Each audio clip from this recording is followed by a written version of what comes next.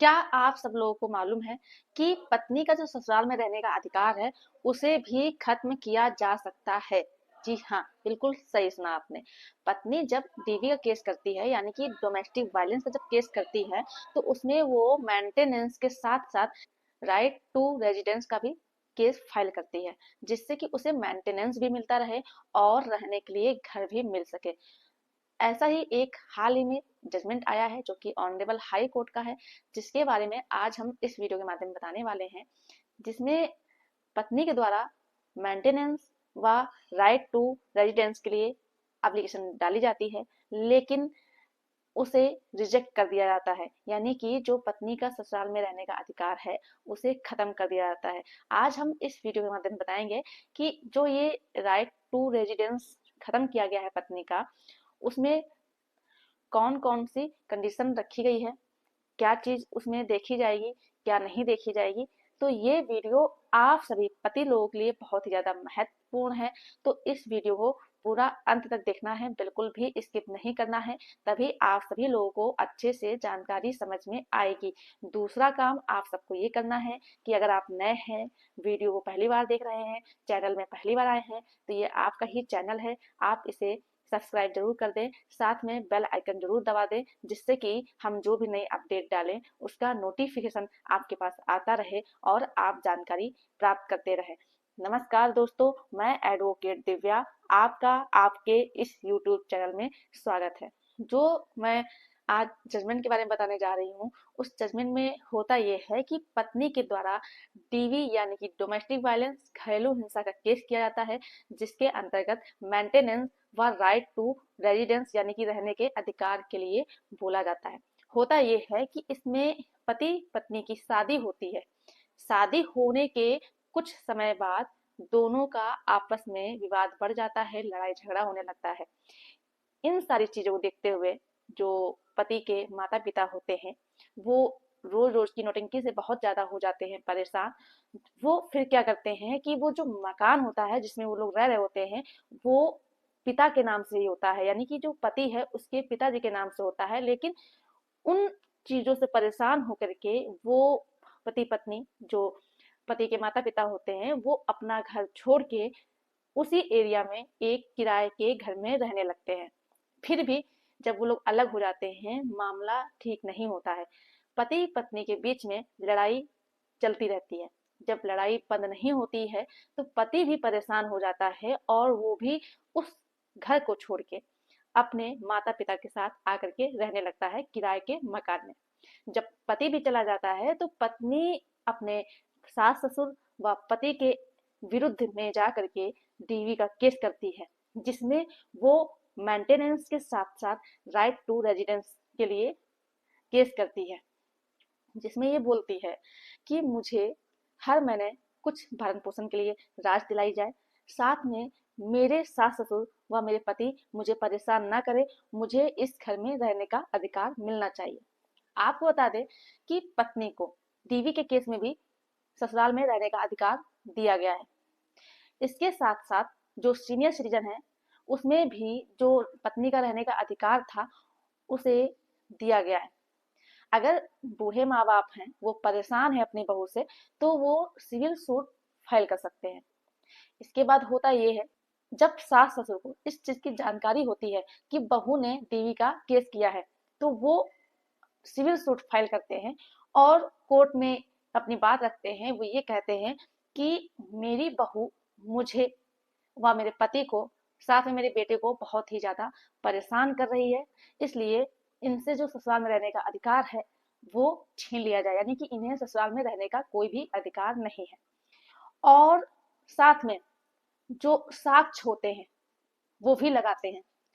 साक्ष्य जो लगाते हैं उससे ये प्रूफ हो जाता है कि जो सास ससुर कह रहे हैं ये सही है, और पत्नी से राइट टू रेजिडेंस का अधिकार छीन लिया जाता है।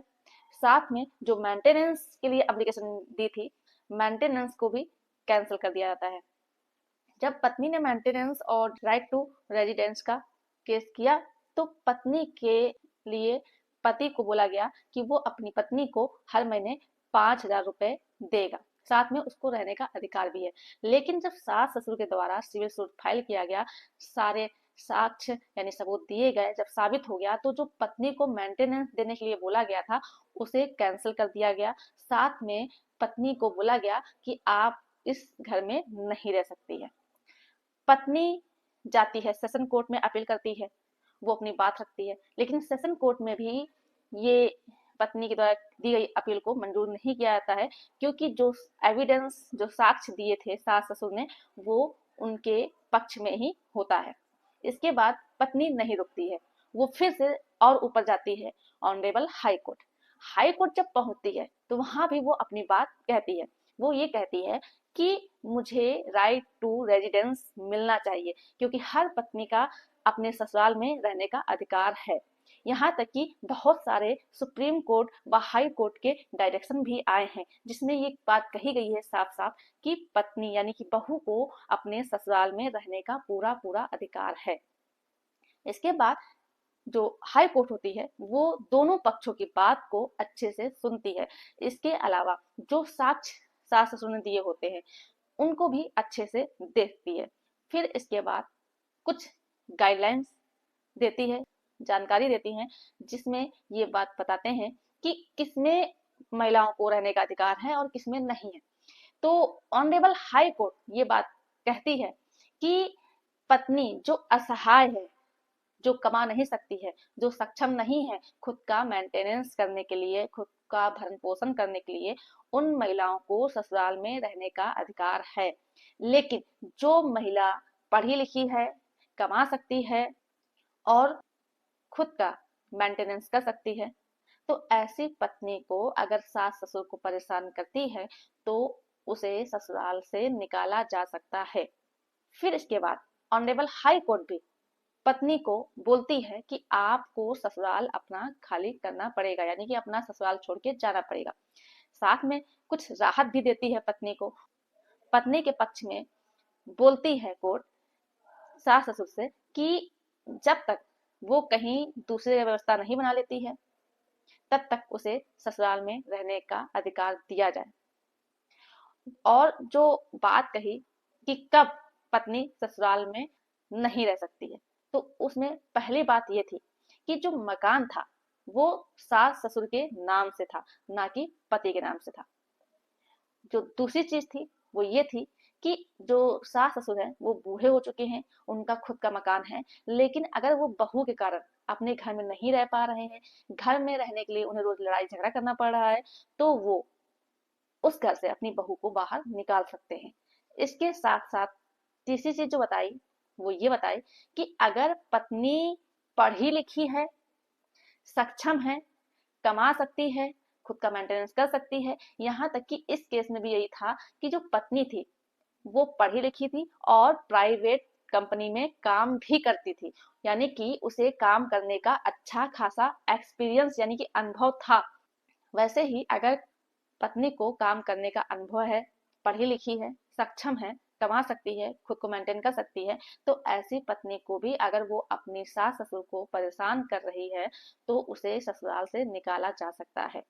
तो इस तरह के अगर कंडीशन है और पति व सास ससुर इस चीज को साबित कर देता है कोर्ट में साक्ष्यों के आधार पर, तो ऐसी पत्नी को ससुराल से निकाला जा सकता है।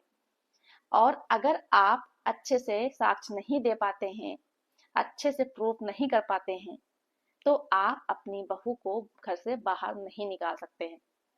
जो कि इस केस में सास ससुर ने अपने बहू को साबित करने के लिए कि वो गलत है, अच्छे से साक्ष्य प्रस्तुत किए कोर्ट में। कोर्ट ने उसे देखा, जो एविडेंस थे, जो साक्ष्य थे वो सही थे, पत्नी ने जो किया वो साबित हो रहा था, और ये भी साबित हो रहा था कि पत्नी पढ़ी लिखी है, प्राइवेट कंपनी जॉब करती थी, वो खुद का मेंटेन कर सकती है। तो इस आधार पर पत्नी का ससुराल में रहने का अधिकार कर दिया गया खत्म। तो ये जानकारी जरूर आपके लिए महत्वपूर्ण रही होगी। आपके साथ भी अगर इस तरह का कोई कंडीशन है तो आप इस जजमेंट के माध्यम से न्याय प्राप्त कर सकते हैं।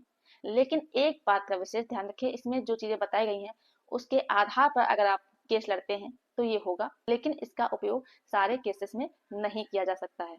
मेरे द्वारा दी गई जानकारी अगर आपको पसंद आई हो तो वीडियो को लाइक जरूर कर दें। ज्यादा से ज्यादा लोगों को शेयर कर दीजिए। और अभी भी अगर आपने चैनल को सब्सक्राइब नहीं किया है तो यह आपका ही चैनल है, आप इसे सब्सक्राइब जरूर कर दें। धन्यवाद।